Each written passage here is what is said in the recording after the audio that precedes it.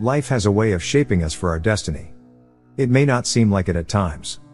We may face hardships, sorrows, and struggles that seem pointless. But think of the stones that built the pyramids and the gems that adorn the crown jewels.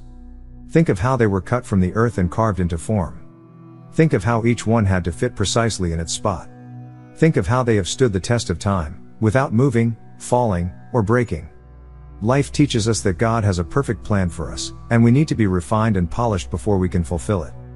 When we accept that there is a higher purpose, we can embrace any challenge that comes to prepare us for our glory. When we are transformed by life according to God's perfect plan, the world marvels and rejoices at our beauty and longevity. You are exactly where you need to be. Don't resist it. Don't flee from it. Stand strong. Breathe deeply. And again. And again. Stop being hard on yourself. Don't point fingers at others. Breathe. Now, ask yourself, what is the meaning of this in my life? What do I need to learn? To discover about myself through this situation? Breathe once more. Now, ask God, Holy and Loving Father/Mother, heal me of whatever thought or belief has caused this experience. Teach me the lesson of this experience with kindness and gentleness.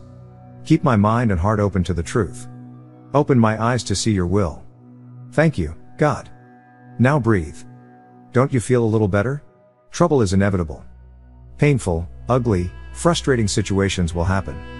You can't avoid getting hurt, offended, betrayed, or broken. Life has its highs and lows. If you are alive, you will stumble or fall sooner or later. You can't control everything that happens to you, but you can remember something that will help you cope. The same God that was good yesterday is good today. The same God that loved you last week, loves you today. The same powerful, almighty, all-knowing God that rescued you, consoled you, guided you the last time you needed it, will rescue, console, and guide you today. Right where you are, in the middle of trouble, take a moment to feel the love, comfort, guidance, of the good God who knows exactly what you need. God is here. God's presence is grace. Life has a way of breaking us down. It may not seem fair at times. We may lose our partner, our child, our friends, our family. We may feel like failures, sinners, outcasts. How can we make sense of it all? Everyone goes through the valley. Some go deeper than others. The valley is a desolate place. A dark and bewildering hole in your mind. You can't understand it. You can't escape it.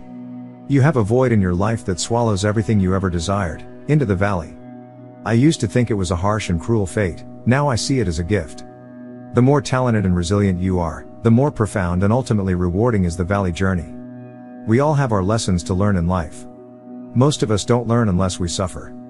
The valley is your suffering. The valley wakes you up. The valley shows you what you are doing and why you may want to change. The bad thing is that no one can tell you when a valley is coming. You have to be aware of what is happening in your life. The good thing is that once you've been there, in enough agony, you figure it out.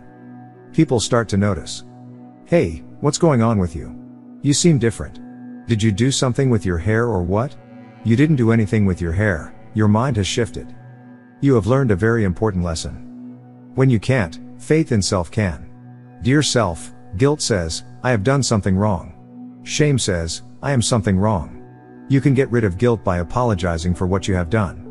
You can't get rid of shame until you know and believe, all that God is, I am. God is truth, mercy, wisdom, strength, forgiveness, peace, order, justice, and love. What do you have to be ashamed of? Life has a way of making us grow. It may not feel like it at times. We may regret our actions or inactions. We may blame, judge, and punish ourselves more harshly than anyone else. In reaction to this self-abuse, we withdraw from doing or trying to do. You cannot grow by withdrawing. We have to use our past as a guide, a key, that reveals our potential by showing us our weaknesses. The past simply shows us what we can do, cannot do, what we need to improve or overcome. You have to know yourself inside and out. Your past is like a mirror. Once you see what is there, don't withdraw, glow. Now you know, which means you can take the right steps toward healing and change. Don't struggle with yourself. Embrace who you are now and all you've done. Then give yourself a big hug and kiss. You've survived a lot. A little loving kindness could be what you need right now. Practice makes perfect. If you do something enough, you get good at it. When what you are doing is good for you, it is enjoyable, and you want to do it more, getting better and better at it. But when what we do is not enjoyable, we resist it, avoiding the pain, and missing the lesson we may need to learn. When unwanted situations repeat themselves in our lives, there is something we have overlooked. There is a gap in our awareness, something we can't see and don't know yet. Repeated failures of bad outcomes will keep happening in our lives. We go through it again and again, stressing our minds, clutching at straws, trying to figure out how we got here and how we can get out. Those repetitive problems that cause us distress are like the things Mother repeated to us over and over. We didn't listen to them, we dismissed what she said. In the end, we got Mother's point. At last, we realized, she only wanted us to be better. Well, so does life. When you face the same situation over and over, don't resist what you are going through. It is for your own good to look for the lesson and develop the skill, to do something new, in a different way. Life has a way of testing us. It may not be obvious at times. We may overlook the little things, those uneasy feelings, because we can't accept that it is happening, again. We walk into bad situations, because we don't want to admit we could be mistaken about them. Yet we easily admit we could be mistaken about what we feel. If you don't trust yourself, when you don't believe what you feel, it means you are uncertain. Uncertainty will lead you into a valley. Sometimes an uneasy feeling will be the normal fear or uncertainty that comes with doing things that are different or new. Other times, it will be life alerting you to be calm, pay attention, recall what happened the last time you ignored yourself, and act accordingly. Here is a hint about life's little alerts: monsters don't have shadows. You will never see the monster coming. It will attack you before you realize it. If you are feeling uneasy for no clear reason, it means you are being tested on something you are capable of handling, based on past experience. Whether you pass or fail the test shows how much you trust and know yourself. When you feel the need to stay home, be alone, withdraw, or close off, it is likely your spirit telling you to take a break. Do not dismiss it. Respect yourself by taking some time off. Take a day off. There may be something very important happening within you that you need to be aware of. You have to be silent in order to listen. The job will wait, and people will just have to cope. What can be done today can also be done tomorrow. All tasks and obligations can wait. Your spirit can't. Many people say they need a break, but they never take one. I believe it is not a random occurrence when they end up breaking something or having a breakdown that forces them to stop. Sometimes we feel guilty or wrong for wanting some space. So we keep going and doing. Spirit knows what we need and gives it to us. But when situations push us into unnecessary solitude, we look outside rather than inside. Rest, stillness, solitude, introspection, reflection, are spiritual frequencies. They prevent us from collapsing, crumbling, and living in lack. Dear God, today, I want to be still, to listen, to hear, and to know. Today, I want to see and know myself as a mirror of you. Today, God, I want the stillness of your love to bathe me in the light of perfect peace, that I may go forward stronger, wiser, in readiness to do your perfect will. Today, God, I want to be still with you. Lord, make me still today. Remove all that makes me hurry and worry and fear and doubt and run away from myself. Remove the need to do, be, have, know, want anything other than the grace of your love. Reveal myself to me today, Lord. Reveal your perfect child, on a divine mission, accomplishing your perfect purpose, in a divine way. And, Lord, help me comprehend you and me, how we can cooperate in stillness to create new life. Today, Lord, I am ready to be still in your arms, still in your light, still in your love. I am ready to see you in me and let go of all that is not. I am ready to know you in my life, to keep you in my heart, to open myself to more of you as what I am. In stillness I see you. In stillness I accept you. In stillness I feel you. Lord, let me be still, just for today. Thank you, God. We all crave for some companionship when we face life's hardships. We don't want to go through them alone. We look for someone to assist us in our troubles. But sometimes, they can't. They may wish to, but it's impossible for anyone else to learn our lessons for us or with us. If you are a slow learner, you might get angry at friends who you think should help but don't. You may feel betrayed or bitter by the family members who always rely on you but never reciprocate. You may moan or whine and throw a tantrum, saying, "Why me? This is not fair. I can't handle this anymore." But you can handle it. We can always handle the dark, lonely, scary valley experience, because that's our only option. Your blessings are tailor-made for you, so are your lessons.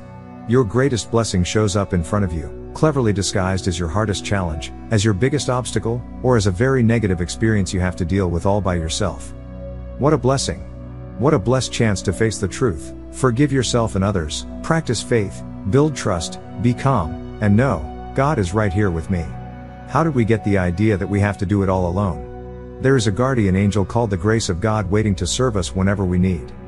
So many of us struggle through life completely unaware of the fact that the love of God is enough protection, support, and supply in any situation.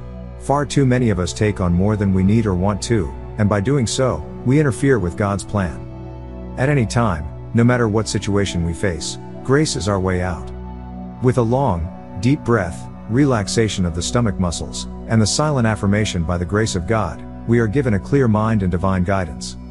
Often this short exercise gives us a new perspective or renewed strength. Sometimes it tells us that there is nothing we can do, and that's okay too. In a state of not being able to help ourselves, God's love embraces us. This love gives us peace, contentment, and a silent strength.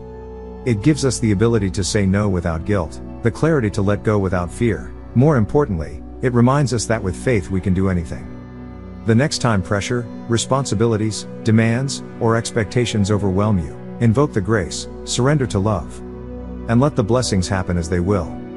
In the middle of a valley experience, the temptation is to focus on all the things you can't do and the list of reasons why. The human ego always urges us to cling to our limitations. It always seems easier to focus on what is wrong rather than stretch to what could possibly be just fine. If we would see things as perfectly fine, just the way they are, no matter what they are, we might realize we are fine too. For some of us, this is a big stretch. But that's fine, and so are you. If you are alive, that's fine. If you have a vision for tomorrow, that's fine. People may pressure you or be upset with you. That's fine. You may be upset, afraid, angry, and anxious. That's just fine. You will get over it. If you can remember a time, any time when you were in a bind, a jam, a place in your life you did not want to be, that's fine. Now, can you remember that you are not where you were anymore? Or realize you made it through, somehow? Haven't you always gotten what you needed? And when you didn't, you made it through anyway. Maybe things did not work out the way you wanted, but they are working out. Most important of all, they are working out to be just fine. It is natural to feel angry, sad, scared, or ashamed when things don't go as we expect or desire. We have our preferences and wishes, and we want them to be fulfilled. When they are not, we suffer. We try to understand what went wrong, who is to blame, and why we can't have what we want. We often forget that trying to force things to happen can cause us more pain. Think about how many times you got what you wanted, but it didn't make you happy as you hoped. Also, think about those times when things didn't work out, but they turned out fine anyway. When we are disappointed, it can be hard to recall the good and the bad and the bad and the good. It is easier to feel sorry or angry, which is why we need to avoid doing that. There is a higher order in the universe that works for our benefit, even if we don't see it. This order will rescue us from our own mistakes. Order will bring us peace. If we could tell our brain to stop making noise, complaints, and drama, the pain we feel would change into a smooth sequence of events. In the rhythm of life, this order often delivers our good in the best way and time.